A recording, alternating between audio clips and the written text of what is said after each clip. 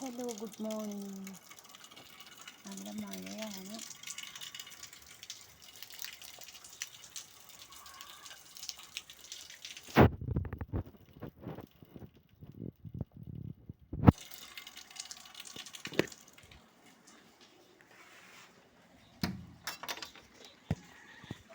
എന്താ സുഖം. കിങ്ങിണി പറയുന്ന ജീവിതത്തിൽ ഇത്രയും നല്ല സുഖം എനിക്ക് കിട്ടിയിട്ടില്ല. ഞാൻ അപ്പുറത്തെ സൈഡ് കിടന്നപ്പം ഭയങ്കര ബുദ്ധിമുട്ടായിരുന്നു. ഈ സൈഡാണ് മഴ നനയാതെ നല്ല ബെഡിലും കിടക്കാൻ പറ്റുന്ന ഒരവസ്ഥ. അപ്പോൾ ഇനി എനിക്ക് ഇവിടെ മതി സീറ്റ്, അവിടെ വേണ്ട. അവിടെ മഴ നനയും കുറച്ചൊക്കെ. ഇതാവുമ്പം നല്ല ചപ്രമഞ്ചക്കട്ടിലിൽ കിടക്കാമല്ലോ. ഇവിടെ മതി ഇനി.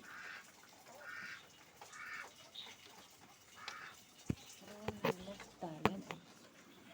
കിങ്ങിണി തന്നെ ഇന്നലെ നോക്കുമ്പം സാധാരണ ഇവിടെ വൈകുന്നേരം ആകുമ്പോൾ കരയും, അപ്പുറത്ത് കൊണ്ട് കെട്ടുമെന്നും പറഞ്ഞു. ഇന്നലെ കക്ഷി അനങ്ങുന്നില്ല.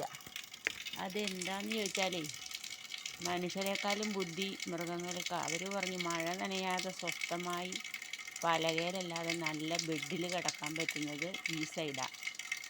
അത് തന്നെയല്ല, ആ ഫ്രിഡ്ജ് രാത്രി മുഴുവൻ ആ ഫ്രിഡ്ജ് ഇങ്ങനെ കീ കീ കീ കീ കീ ഒച്ച വെച്ചുകൊണ്ടിരിക്കുന്നു. അതെനിക്ക് എൻ്റെ സ്വൈര്യം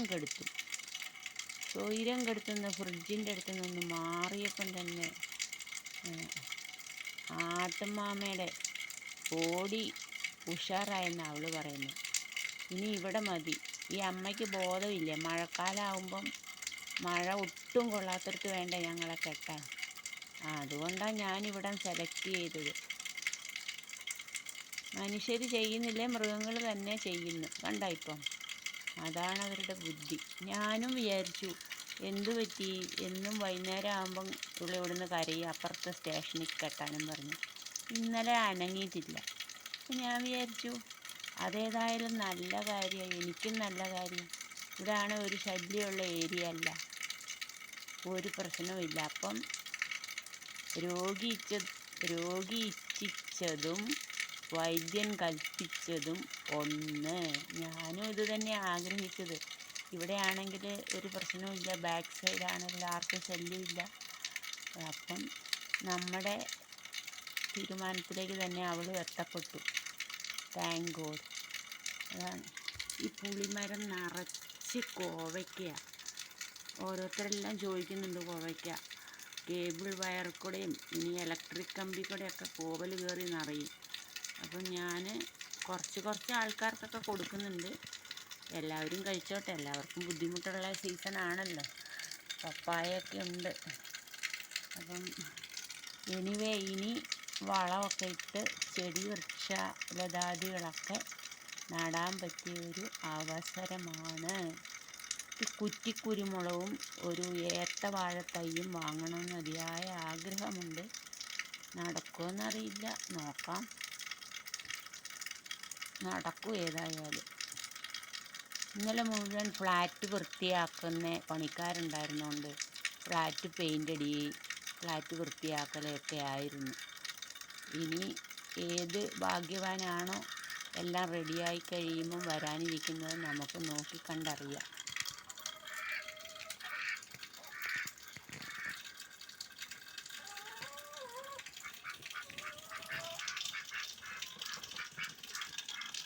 ഇന്നലെ ഇവരെ കൂട്ടി തന്നെയായിരുന്നു. ഇന്നിവരൊന്ന് കുളിച്ച് വൃത്തിയാകട്ടെ. ഇവർക്കും കുളിക്കാനുള്ളൊരു അവസരം ദൈവം, മഴക്കാലമാകുമ്പോൾ അവർക്ക് കുളിക്കാമല്ലോ. പാവങ്ങൾ കുളിക്കട്ടെ.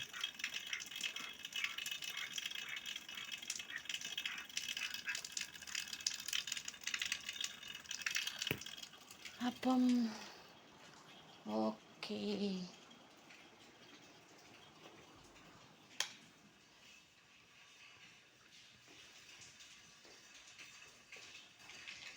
അങ്ങനെ കാലവർഷം എത്തപ്പെട്ടിരിക്കുന്നു.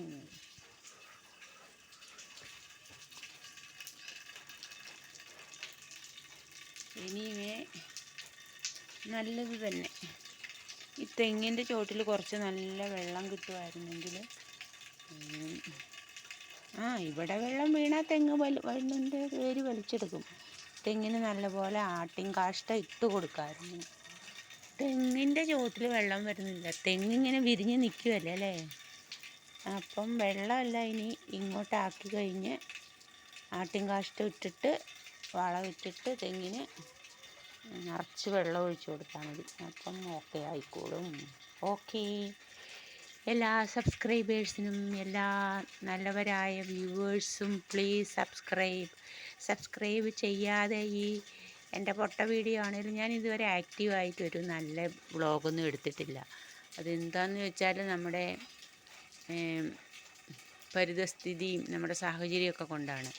നല്ല നല്ല വ്ളോഗ് എടുക്കാനും എല്ലാം ഉള്ള കഴിവും എല്ലാം ഉണ്ട്. പക്ഷേ സമയപരിധിയും വീട്ടിലെ ജോലി എല്ലാം കൂടെ ആകുമ്പോൾ നടക്കാത്തത് കൊണ്ടാണ്. അപ്പം കിങ്ങിണീനെ സെറ്റാക്കി കഴിഞ്ഞാൽ പിന്നെ ഫ്രീ ആയില്ലേ. അപ്പം ഓക്കെ ഗൈസ്, നമുക്ക് നല്ല നല്ല വീഡിയോസുമായിട്ട് എൻ്റെ സബ്സ്ക്രൈബേഴ്സ് നിരാശപ്പെടേണ്ട, വരുന്നതായിരിക്കും. Okay, thank you for watching. Please subscribe ചെയ്യാതെ കാണുന്നവർ പ്ലീസ് സബ്സ്ക്രൈബ്. തേങ്ങയാണ് തിന്നുന്നത് രാവിലെ. വേണ്ട വരുന്നു പൂവൻ. ഓക്കേ.